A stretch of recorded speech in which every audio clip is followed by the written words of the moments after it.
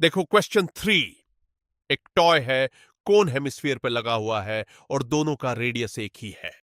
Radius 3.5 centimetre है और toy की टोटल हाइट 15.5 सेंटीमीटर। हमें टोटल सरफेस एरिया चाहिए। पाई लो 22/7। दोनों का रेडियस सेम है 3.5 यानी 7/2 सेंटीमीटर।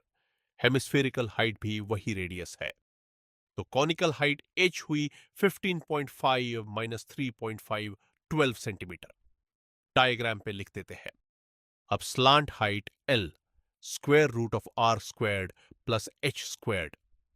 सिंप्लीफाई करके 625/4 का रूट यानी 25/2 12.5 सेंटीमीटर।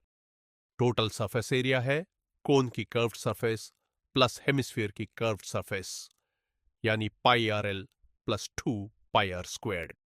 वैल्यूज रखो। पाई 22/7 और 7/2 एल 25/2 आया 137.5 प्लस 77। तो टॉय का टोटल सरफेस एरिया आ गया 214.5 सेंटीमीटर स्क्वायर।